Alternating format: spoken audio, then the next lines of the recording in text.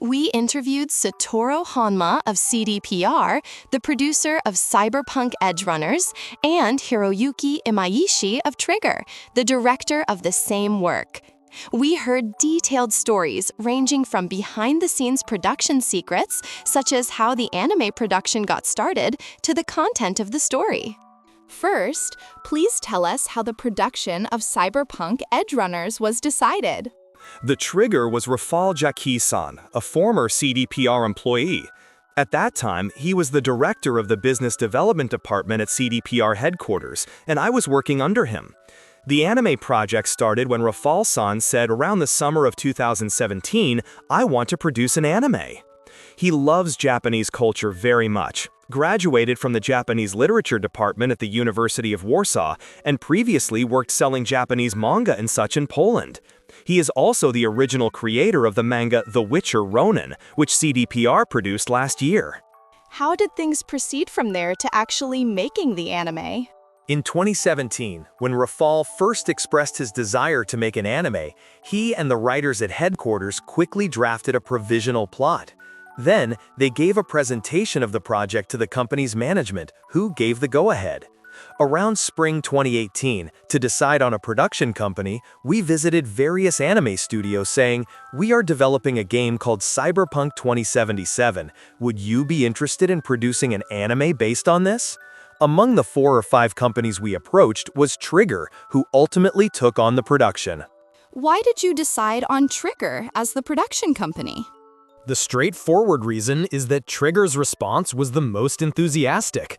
Also, CDPR wanted to create an anime that was unlike anything else. We judged that Trigger's fresh approach to creating an anime set in a cyberpunk world would be a surprise to viewers. Director Imaishi, what did you think when you heard about this project? I usually don't play many games, so honestly, I didn't know about Cyberpunk 2077. However, there are CDPR fans among Trigger staff who strongly recommended it. I myself have played the Witcher series and was amazed by the level of detail and dedication. Above all, I felt it would be interesting to create a work with a cyberpunk worldview in this era. My generation went through the cyberpunk boom during high school and college, so I have a personal connection. Because of that, I thought maybe I could do it. Also, I wanted to try making a work based on an existing original. I have been fortunate to create many original works so far, and while original anime is great because of the freedom, I also felt some drawbacks from that too much freedom. I wanted some good constraints, so I thought I'd like to work on something with an original source. Director Imaishi, you've worked on game opening videos before, but this is your first experience with a series anime based on a game, right? What was it like actually making an anime based on a game? Even though it's based on a game, adapting something like a live-action movie or manga into anime is different. Those already have a finished, edited work as their source material. Adapting that is incredibly challenging. But with games, each player has their own memories of experiencing it through their own actions. It hasn't been edited. Compared to that, there's a little more freedom in how you approach the visuals. I felt that aspect would make the work easier and potentially more interesting. That said, it was also incredibly challenging. When the anime project started in 2018, the Cyberpunk game itself wasn't even finished yet. We had to imagine where the game's real appeal and charm lay. Creating something while trying to anticipate what parts viewers would love and what parts they might reject was an unprecedented, unique case. That was probably the most difficult aspect of production. I watched the anime this time, and it seemed that the director and staff had quite a bit of creative freedom. But I imagine there were many exchanges during editing and checks. Also, since Trigger is a Japanese anime studio and CDPR is a Polish game company, with completely different fields and countries, the communication must have been difficult. Well, honestly, we were the ones causing trouble for director Imaishi and his team. No. I think we caused even more trouble. I think the difference in positions between the two companies was quite significant. CDPR is the rights holder of Cyberpunk 2077, so if they ask an external company to make this kind of PR video, it usually comes back exactly as requested. That's the nature of that kind of work, so it's natural. But this time, it was almost a first for CDPR to entrust most of the production progress to an external company like Trigger. Until now, CDPR has created and sold their works themselves according to their beliefs, so having an external company take the lead in creating something was a very rare case. CDPR didn't really have the culture of accepting external companies' work as is. So even after deciding to have Trigger make the anime, we prepared perfectly detailed materials. Although we're not anime professionals, we're quite particular, so we gave ideas for scripts like this kind of anime would be good, and even created something like a storyboard video for one episode, with staff recording voices, preparing about 20 minutes of footage. These were born from our eagerness to make a good anime, but this way of working and thinking was very different from Trigger's pace. I have the impression that aligning our thoughts on that took quite a lot of time. That's right. On a detailed level, there were language barriers and other issues. But for me, the bigger difference was that the way games and anime are made, enjoyed, and how audiences engage with the works are completely different. The initial scripts we received from CDPR were certainly very fun if you were going to play them as a game. But when we thought about adapting them into animation, we felt it might end up being an anime that made you think, I wish I could play this as a game. So, we consulted with CDPR and decided to change the content. Since CDPR is the original creator, protecting the original work was naturally important, but they also had a passion to create an interesting work just as much. Therefore, we were very open and honest about what we wanted to say. Especially in the latter half of the anime production. I thought, they say what they really think straight out, but that actually made things easier in the end. At first we were cautious, but then we thought, these people understand if we say it. We also wanted to make the best anime if we were going to make an anime, so we kept telling them, we can't be satisfied unless we polish it this much. If we're not satisfied, the audience won't be either. Whether the people at CDPR understood that feeling, I don't know. I think they probably did. That's good. As we played their game, we really felt a strong sympathy for their pursuit of quality in the content. So, instead of beating around the bush, we thought it was better to be honest and straightforward. There was no stress in that exchange. There were parts we absolutely could not compromise on, so we asked them about those.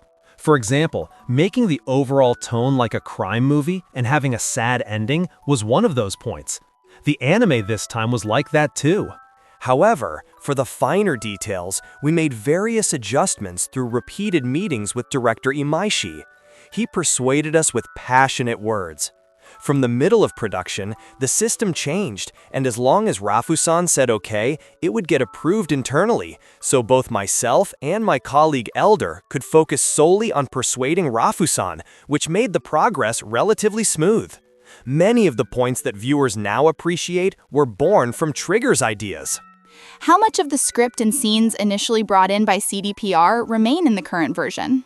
For example, the flow of the story in Episode 1 is almost entirely CDPR's concept. The sequence where David gets caught in an accident, loses his mother, installs cyberware, and so on. However, the work of adapting that into an anime script was done by Trigger. Besides that, there are many developments based on CDPR's proposals, including stories related to the main character. As the series progressed, the ideas of scriptwriters Usa Yoshiki and Masahiko Otsuka seemed to become stronger. Especially the stories in episodes 9 and 10 were almost entirely created by Trigger. It was Trigger who proposed bringing Atom Smasher, a character from the game, into the anime.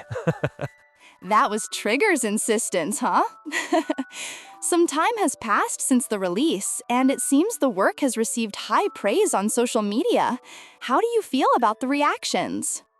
I currently only have access to internet reactions, but it seems viewers have received it quite favorably, which I'm grateful for. Since it's an anime based on a game, we were careful not to disappoint the game's fans, so I was especially happy to see it being well received by the game fans. Certainly. There were no voices like, "This is not Cyberpunk 2077." It seems like the result of Trigger putting their love into the anime production. Director Imaishi played Cyberpunk 2077 thoroughly for the production, after all. I think a major factor in the positive reception is that there are no inconsistencies in the worldview.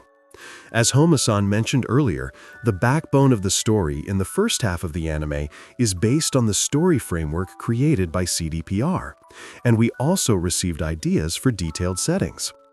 Thanks to this co-production, there are no discrepancies in the worldview of the work. Homa-san, how did you feel after watching the completed anime? It might sound self-praising, but it truly was the best anime. To be honest, I never imagined it would receive such public acclaim. I myself got so absorbed in the work that I still tear up when I watch the last 2 episodes, 9 and 10. But since we are amateurs in anime, we had no idea how much it would be accepted among the tens of thousands of anime works out there.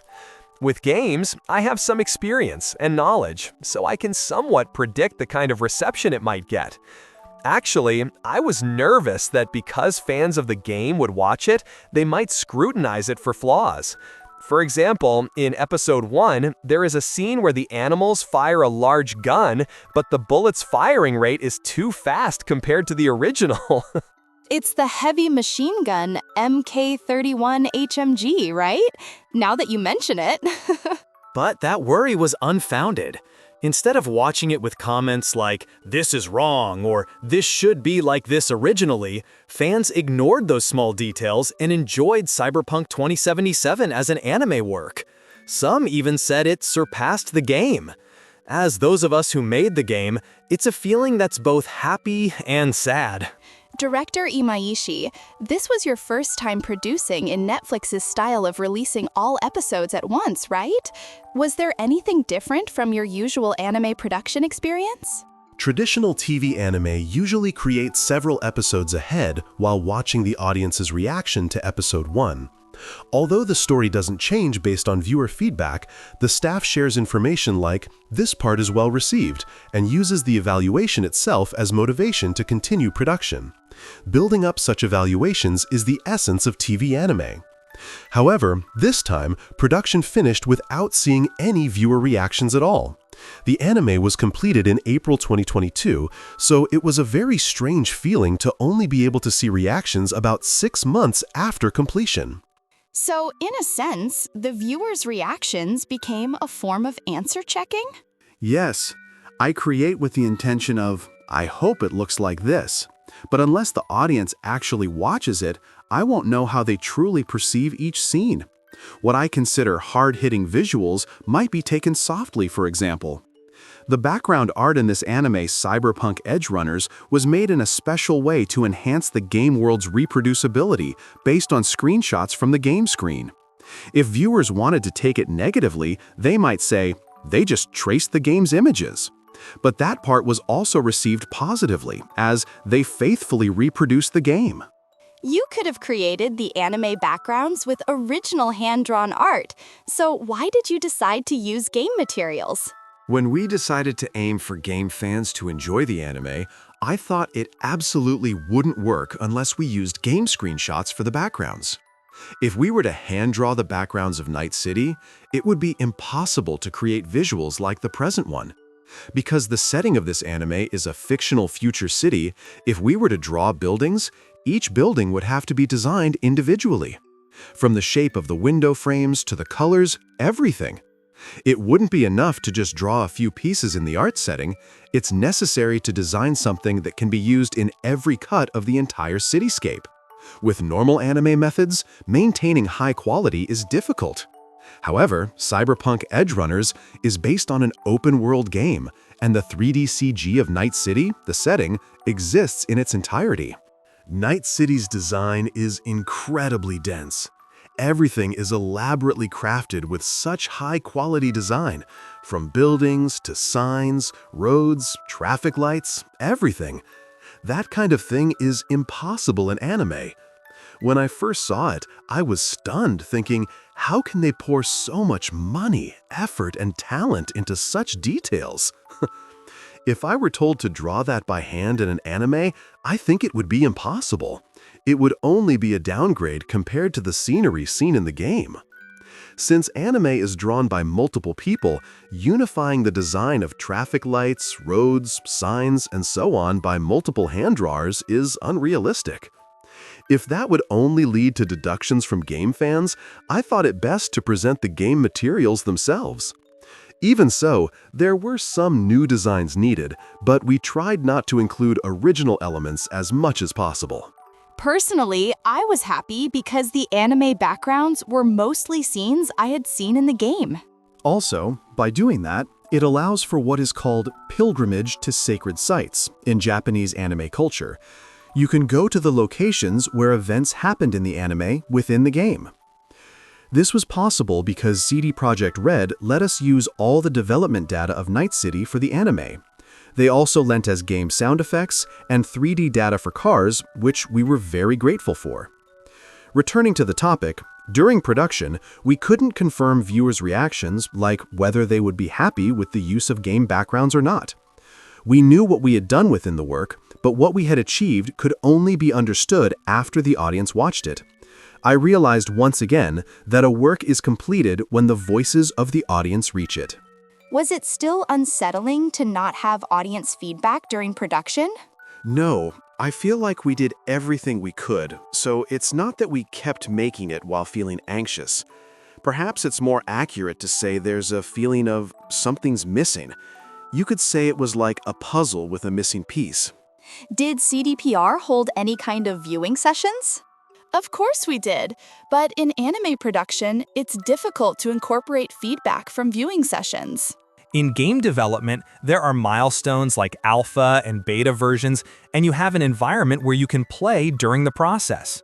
In that process, everyone on staff gathers opinions like, let's do it this way here. But in anime, the animation only comes to life in the final stage, after the drawings are done. Moreover, this time it's hand-drawn 2D animation, not 3D, so retakes from our side are also difficult. Therefore, even if we send feedback that affects the core of the anime at that timing, realistically, there's nothing we can do.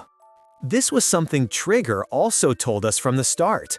Regarding the anime script, CDPR's upper management also reviewed it, and until the end of the storyboard stage, we thoroughly supervised the anime with reasons like, let's change this kind of direction because it conflicts with the original game. But regarding the art, it can't be changed, so we just trusted Trigger and went with it. Therefore, even if feedback came from inside the company after the viewing sessions, basically we did not deliver it to Trigger. Specifically, what points did you supervise? During the preparatory period before production, we shared our opinions without hesitation with them regarding anything that did not feel Cyberpunk 2077-like, from character designs and costumes to direction. However, during the main production, our comments were limited to things like, this signboard advertises the latest product of 2077, so it is strange for it to exist in the era where the anime is set. Or, the bullet holes on the wall don't match the number of bullets fired from the gun being used.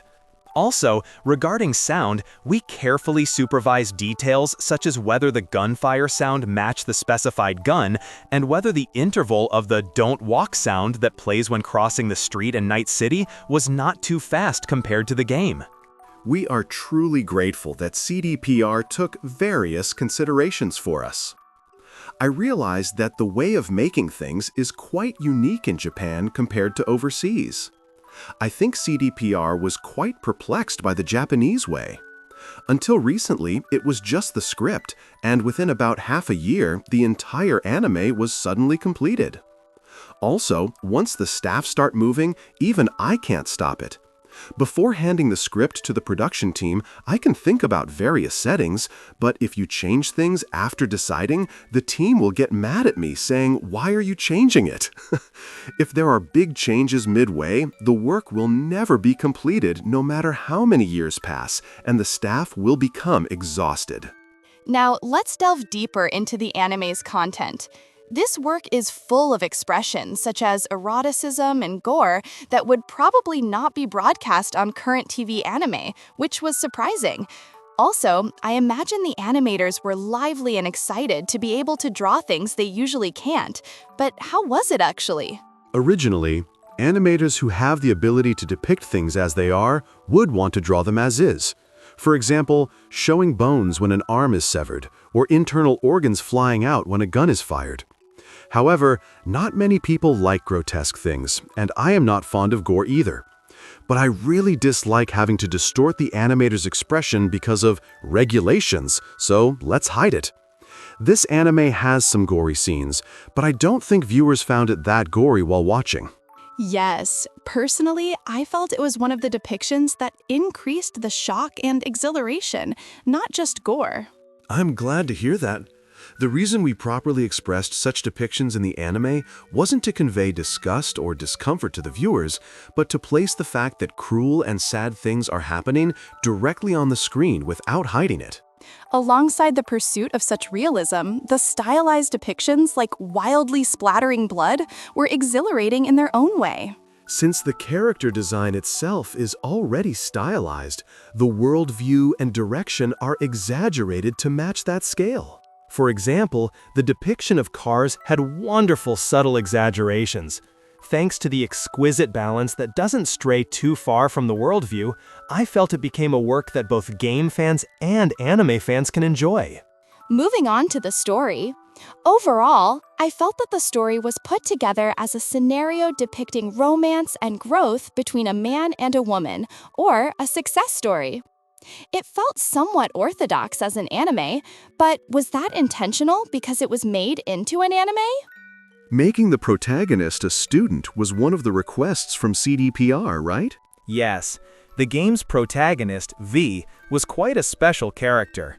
In contrast, CDPR strongly wanted the anime to focus more on everyday people, or ordinary citizens. One of the ideas was to make the protagonist a student. In the game, the cyberpunk sci-fi themes are deeply explored, like the presence of Johnny Silverhand and constructs that convert human consciousness into technology. I think those are the core themes of cyberpunk sci-fi. Therefore, we deliberately avoided touching on those in the anime. The themes of the game and anime would overlap, and if there were episodes before Johnny Silverhand, the two histories would contradict each other. Also, among the production requests from CDPR was the setting that if you make Night City your enemy, you absolutely cannot win. From the start, the protagonist was assumed to lose. That was an absolute condition. Normally, it's rare to have the condition that the protagonist must absolutely lose in anime production. I was actually attracted to that. In fact, I've often been scolded in the past for doing things like that. We absolutely did not compromise on that part. We had the idea in the story that miracles must not happen. When I actually played their completed game, every episode felt like that. I thought, these people really like those kinds of stories and are thorough about it. Japanese anime often has relatively gentle stories. In the 1970s, there were stories with no salvation. But recently, such stories are not in demand or have become difficult to create as a form of expression. Usually, clients never say, "Make it an ending where they lose." So this time, it was very rewarding. However, although the ending of Edgerunners is a sad conclusion, there are also moments that bring tears. It's not just sad, right? Since the protagonist is a young student, if we let our guard down in production, it would have become a story that is just painful. It's understandable for adults to do bad things and receive retribution, as depicted in Yakuza stories and such. But for an ordinary boy living his life to get caught up in the story and receive retribution, that's truly hopeless. The important thing was how to make the story work while making viewers empathize with it. I think making viewers empathize, not just watch as bystanders, is a premise of how Japanese anime is made. After pondering that, although it might not suit the cyberpunk genre, the story naturally settled into something resembling pure love. I think those conditions combined led to that ending. That was where Trigger's adaptation played a big role. Also, the romantic elements were probably strongly influenced by the scriptwriter Utsuka. I think it's more Utsuka's taste than mine. Certainly, David's death seems meaningless from the outside, but I felt that for him, saving Lucy and fulfilling her dream was, in a way, a form of salvation. Yes, from others' perspectives, his death was meaningless, but for himself, it was a death he could accept and that had meaning. Still, from an outsider's view, a sad story fits Night City better. Lucy also goes to the moon at the end, but ultimately, it felt like going to the moon itself didn't really matter anymore. I think the real dream was to go to the moon with David. That's probably true.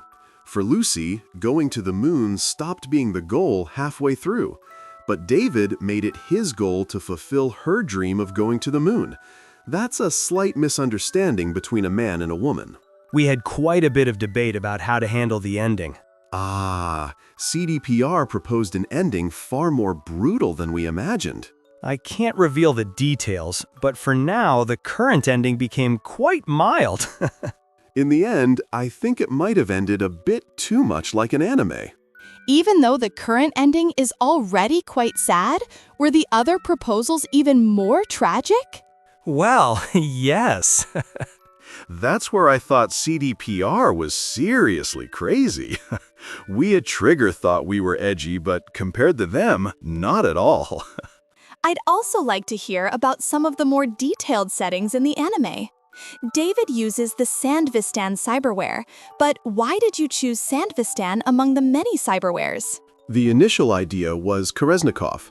If I recall, CDPR requested that we include something like Kolesnikov or Sandvistan, devices that enable acceleration, inside him. In the game, Sandvistan makes time around the user slow down and gives enemies the effect of teleportation. In the anime, this was expressed as high-speed movement while stopping time. Why did you choose this expression? That was something we struggled with a lot during production. Should we keep the same expression as the game, or use an expression unique to anime? In 3D animation, since models are created, slowing down the motion doesn't take much extra effort. But in 2D animation, you have to draw each frame moving in slow motion. Moreover, because the footage moves slowly, you have to draw it with much greater care than usual. For example, an action that normally takes 3 frames might take 40 frames in slow motion. And since the drawings are more visible, even slight errors in drawing need to be corrected. If we had done that process every time Sandistan was used, we definitely would not have met the deadline. So we went with the current expression. In the anime, the Sandavistan scenes are drawn with normal action movement frames rather than slow motion frames, and then those frames are stopped and arranged. At first glance, it looks like there's more information on screen, but it's just a bluff that sustains the scene and makes it look like slow motion. This is one of the classic animation techniques that have been used for decades. This expression might seem old-fashioned, but the fact that we further change colors frame by frame is a contemporary touch. Also, there was a fear of making the animation too realistic. Even if we tried to match the game's expression, we could never make it more realistic than the game's visuals. If we aimed for that, the meaning of the stylized anime character designs would be lost. Since the designs are abstracted, the visual expression also had to be abstracted to unify the anime style, which led to this kind of expression. It was satisfying to watch David move smoothly as if he were doppelgangering. Thank you. I thought younger viewers might think, did they mess up the shooting? Or did they forget to erase a drawing digitally? I also wanted them to smile a little when they saw that. As the story progresses, David inherits the main parts and becomes muscular like a gorilla, and later, both his arms and legs become fully robotic parts, resembling the Dendrobium or the Dotonbori robot. I thought that was very characteristic of director Imaishi. How was that David created? I believe we requested CDPR from our side to introduce an original weapon at the end of the story. What was important for CDPR was not controlling a robot, but David integrating with the robot. In the story, David's arms and legs come off in the end, and he equips a large cyberskeleton. But their initial idea was more like him riding the robot. Also, they requested a sleek, streamlined design. However, that caused issues such as making the silhouette the same as Atom Smasher's, so we received various opinions from Trigger, and in the end, it was agreed that a design that cuts off and connects the limbs is fine. As a result, the robot-like parts attached to David were adjusted by Trigger's character designer, Yo Yoshinari.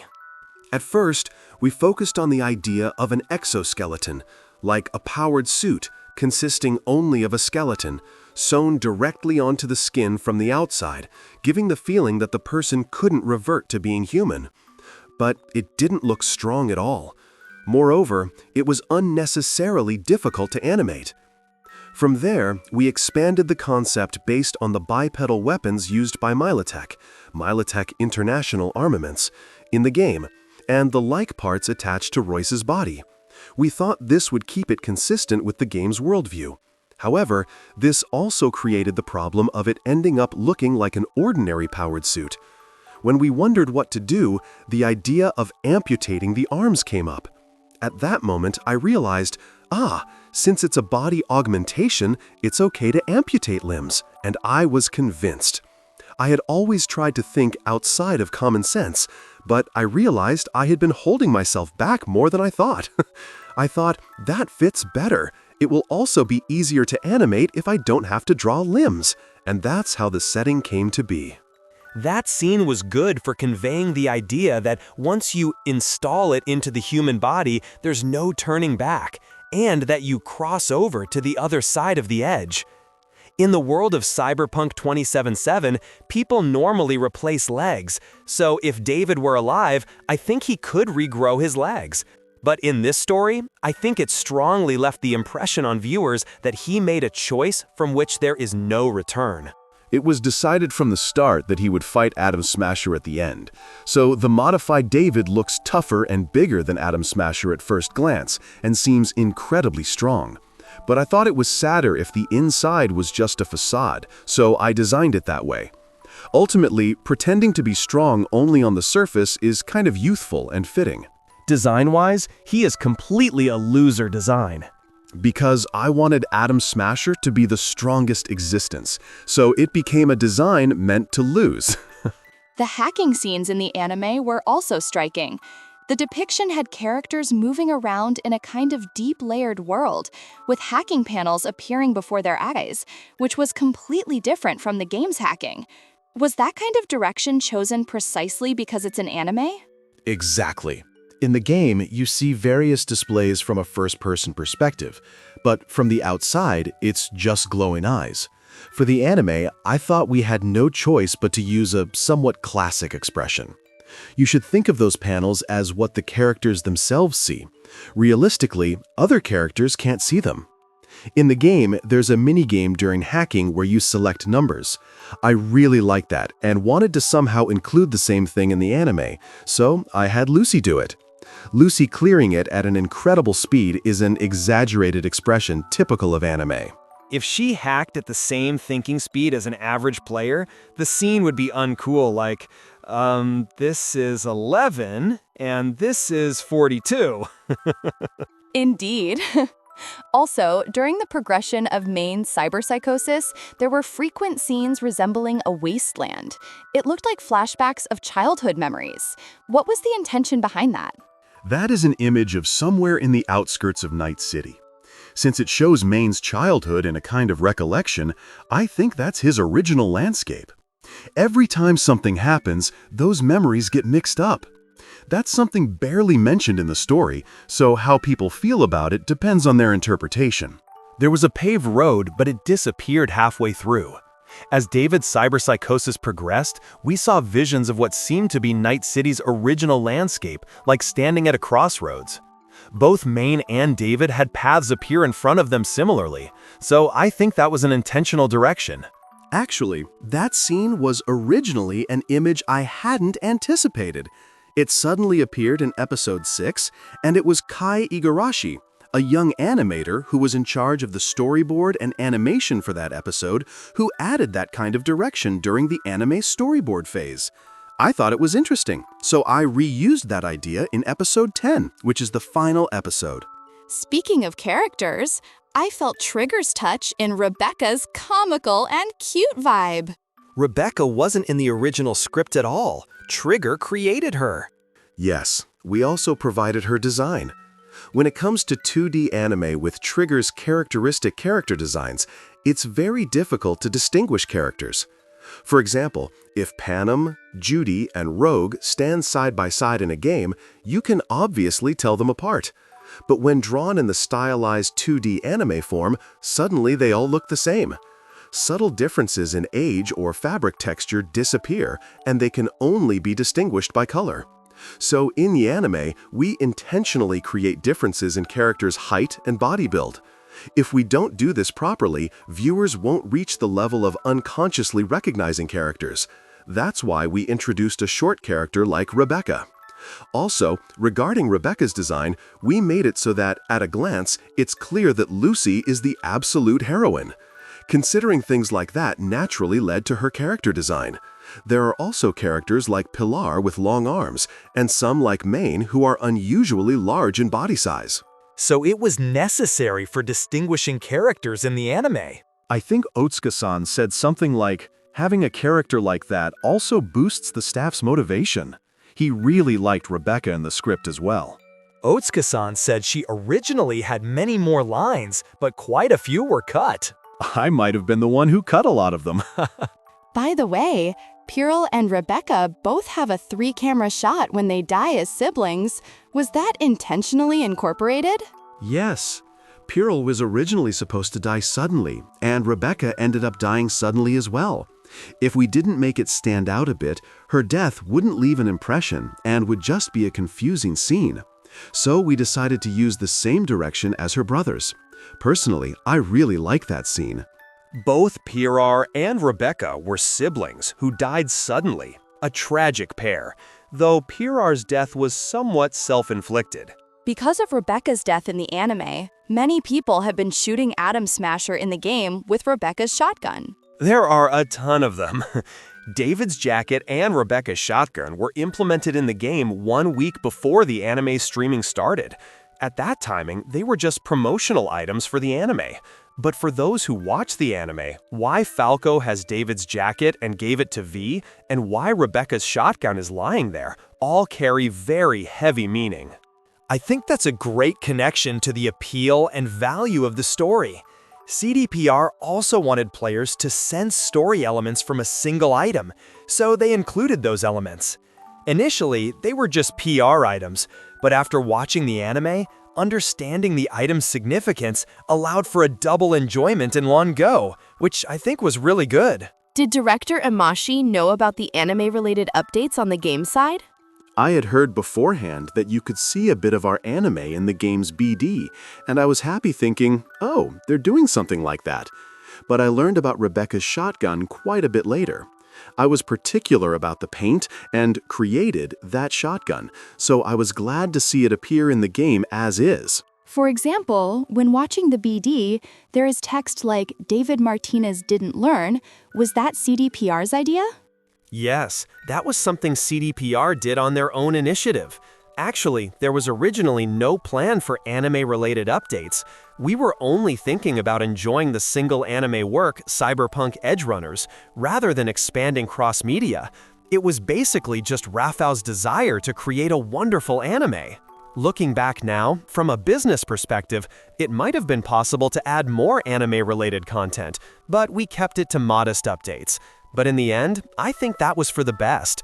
Without overdoing it, I believe players can still fully enjoy the lingering feelings of David and the others in the game. I hear that due to the anime's effect, the number of players for Cyberpunk 2077 is rapidly increasing. We're truly grateful. We did time some game ads with the anime's release, so there was some intention behind it, but we didn't expect it to become this big. Honestly, Cyberpunk 2077 initially failed as a game and caused trouble for fans. Since then, we've made many fixes, and now it's playable comfortably. Overseas, people say things like, the anime gave CDPR a second chance. I'm thankful to Trigger for giving us the chance that, after watching the anime, players can now enjoy the story of V and Johnny Silverhand in the game. I found it interesting that the playstyle using Sandevistan has become popular and is influencing gameplay. It's interesting, isn't it? Around that point, I felt the synergy effect between the anime and the game. You can't imitate David and the others in the real world after watching the anime, but the good thing is that it's possible in the game. Even if a typical game-based anime was made, I don't think it would spread like this. In general games, playable characters are fixed and actions are predetermined. Makes you want to play the game might be the best kind of praise for an anime based on a game. This time, while aiming for that, we also aim to make it something that viewers could fully enjoy as a standalone anime work. On the other hand, if it becomes too independent as an anime, and people think, this anime didn't need to be based on a game, that wouldn't be interesting for us. Moreover, we hope that those who came through the anime will grow to love the game as well. We were able to create such a work this time thanks to CDPR kindly sharing all sorts of materials and resources with us. Director Imaishi, I heard you also saw the game's ending. How did you feel after playing it? Creating something at that level is madness from the perspective of us in the anime industry. They designed everything in the world. In terms of anime, our predecessors in the industry once did something similar with Royal Space Force, designing everything down to coins, spoons, and plates. But Cyberpunk 2077 is open world in 3D, so they did that on a scale hundreds of times greater. It's incredible. As a game, it's great to freely walk anywhere and enjoy various quests, but even just driving around is fun. That feeling was really good. The world extends beyond the city, and when I tried to see how far I could go, I was told, you can't go any further from here, which felt very much like a game and was amusing.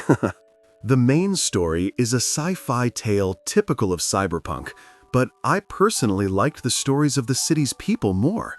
For example, episodes like V attending a funeral, which feel more like human drama than sci-fi. I felt that CDPR not only constantly brings out the cyberpunk sci-fi essence, but also wants to depict the city and its inhabitants. The story of the anime, Cyberpunk Edgerunners, has come to a close for now, but given its popularity, don't you want to consider a sequel? Since the anime received very positive reviews, personally, I want to continue working with Japanese studios and create new anime works. However, to avoid misunderstandings, Cyberpunk Edgerunners was originally a standalone work, so there is no actually we are secretly producing Season 2 going on. Even if we can create new anime in the future, whether it will be Season 2 or a completely different work is unknown. For example, Faraday gave off a huge presence, but ended up with a rather petty ending, so I'd like to see his achievements when he was still competent. Including his appearance, he seemed like a top fixer, but he was a very small person on a human level. Maybe he was someone who was just trying hard with his appearance. In Night City, a fixer is merely an intermediary. With the overwhelming presence of corporations, I think it's hard for fixers to achieve success stories. Through Cyberpunk Edgerunners, we can understand that when a fixer aims too high, it doesn't end well. As a sort of follow-up, although Faraday is portrayed as a small-time character, he is voiced by renowned actors, Kazuhiko Inoue in the Japanese version and Giancarlo Esposito in the English version. So we put a lot of effort into the character, including his appearance. By the way, did Trigger handle the casting of the Japanese voice actors? We discussed who to choose with people like Honma during auditions, but basically Trigger decided the casting and then CDPR reviewed it afterward.